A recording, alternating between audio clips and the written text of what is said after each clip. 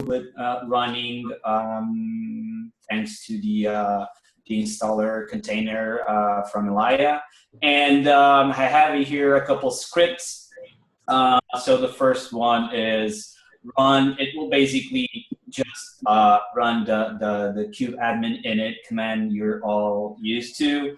It will bootstrap a local etcd container and instrument the kube API server to use that. So let's proceed with the local one. I believe it was supposed to print this, but anyway. Okay, so right now, if I run docker ps, we should have etcd here. Here we have it. It's running, by the way, this version is an old version, but it seems that it's the version that's been used by Kubernetes. I couldn't yet confirm this. But here we have it to like etcd, kube API server. Everything should be running kube API server. So, okay, forget about it. You will have to trust me that this thing is running. The containers are here. So let me just delete all of this again. Yeah, I was running kubectl. I was supposed to run docker. Sorry. All edits. So you can see here that the API server is running. So everything should be cool. I'm going to terminate everything so I can restart, but this time with the external etcd. So there are no containers running. And for this etcd, again, I'm just using one node. I'm using a private network IP address. Again, these are a couple machines running on Compute Engine. So I will run here. So the etcd. This is basically the script I came up with to run the etcd with TLS. By the way, there are a couple things here. So first, I am making sure that we are listening only for HTTPS requests. And there are a couple things here. First, the peer communication. So etcd nodes communication requires authentication and SSL. So if I add another member, the node communication would be encrypted. What is important here for us is to use the client side of things. So for this, I had enabled the client certificate of authentication. It is not needed, but it is a way not just to use HTTPS, but also to authenticate the client. And so the kube API server will use HTTPS and will identify itself as being a valid etcd client. So this makes things a little bit more complicated for this demo, but I really wanted to demonstrate that we can do both. So HTTPS and client certificate authentication. So I'm running logs etcd 0. It is running TLS client cert authentication. It's running. So now let's run with TLS.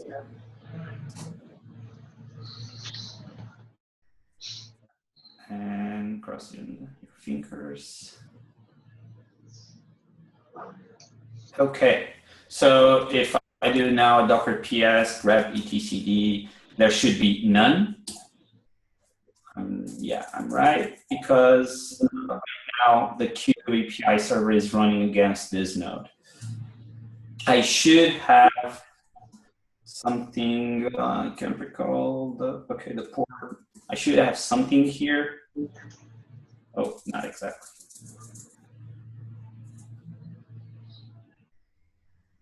There should be another node connected here.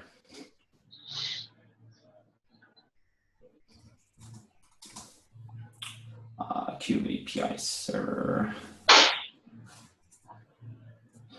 There are no errors anyway. Oh yeah, obviously this is HTTP, so this is stateless. So obviously there's no connection, no TCP connection here.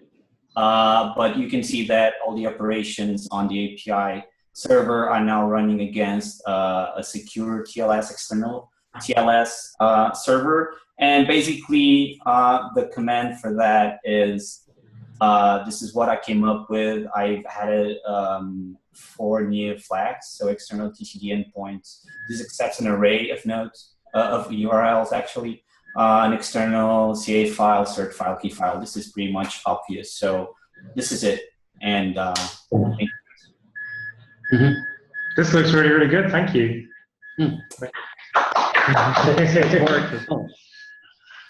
Yeah, it worked.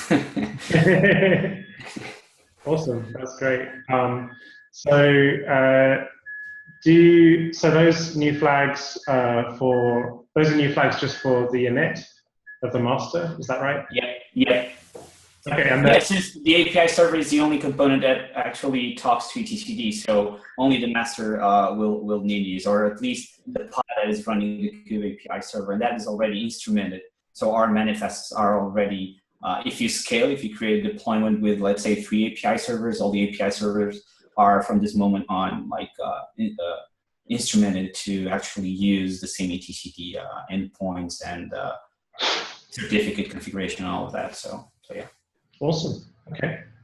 Sounds really good. I guess one question is, how do you, so the way that you create, the way that you do kubeadmin init in the old style where it creates a single node etcd is that you just don't specify any of those flags?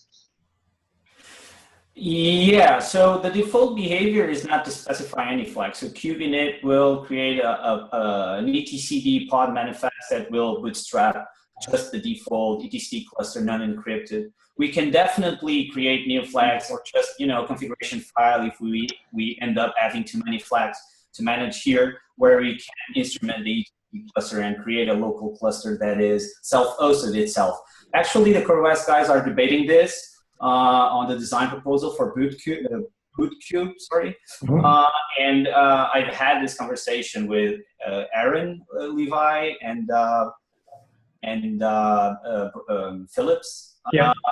Yeah, we've had that debate on the channel, on Slack channel as well. So yeah, there's plenty of things we can do here. I just try to keep it simple and just deliver what Timothy asked last week about having a way to use external secure clusters. By the way, the external cluster doesn't need to be secure. Just by setting the flag, I'm no longer sharing my screen, sorry. But just by setting the flag external etcd endpoints, you're already able to use external etcd clusters without any kind of encryption. Or, by the way, you can also use with the current set of flags, just enable HTTPS and not enable client authentication. So the cert file and the key file for the client authentication. I just wanted to make sure that I was supporting the most, according to my knowledge, run etcd clusters, the most complex, setup. Yeah, very, very cool. Okay, fantastic. Thank you. Thank you. Yeah, I look forward to having that in there. I think it's definitely going to help make kubeadmin look a bit more serious when people can advance from kick the tires to, oh, I already know how to administer an etcd cluster. I can do that and then point this at one of them. So I think that's a really good outcome. And in fact, Brandon asked me about being able to do this last week when I saw him. So I'm really, really pleased that you've implemented this already. Thank you. Definitely. Thank you for your guidance, guys. Oh, okay. Status of 2 proposals is the only thing left in the last 3 minutes. Did you? That's right. So the kind of main question was that setting the flags and the exact commands have evolved since we gone through implementing kubeadmin and realized a few things that weren't quite addressed in the proposal. So it's the question of whether we update the proposal first, merge the proposal first, and then merge the prototype kubeadmin, or what exactly do we do? Well, I'm happy to just update the proposal to reflect reality and then ask. someone, Mike, maybe, if you can help us get it merged. Yeah, I think that the deployment, cluster deployment one is, you're talking about the Joe's and yours, right? Right. Yeah, two, yeah. Yeah, I was just thinking about 36.0. Yeah, but then there's Joe's also one Joe's too. one as well. Yeah, I think yours is really close. I'll take another look, but I think it's pretty much ready.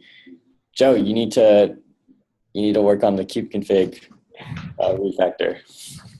Yeah. Which one are we talking about here? Just to make sure I'm looking at the right one here. This is just the discovery API. Yeah, that markdown file. Yeah, and I thought I was in good shape, and then Clayton splashed cold water on me. But good comments, so I won't. I think the other one is pretty close. I'll take another look and let you know what else is required before we LGTM.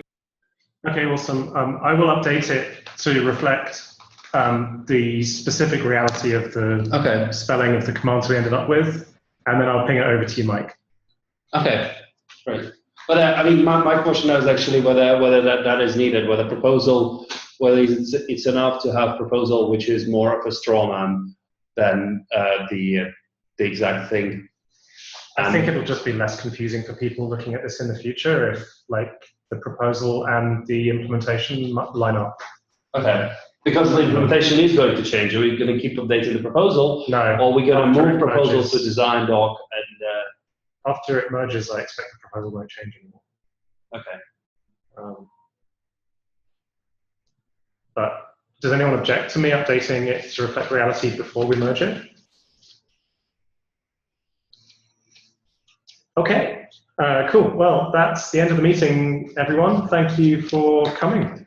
All right, another excellent meeting, and looking forward to getting this all landed. I will work on docs as well and share them with the... Thank you, Luke. Cheers. See everyone. Bye-bye. Bye. Bye, guys. Thank you. Bye. Thanks for the demo. Oh, yeah, great demo. Oh, thank you, guys.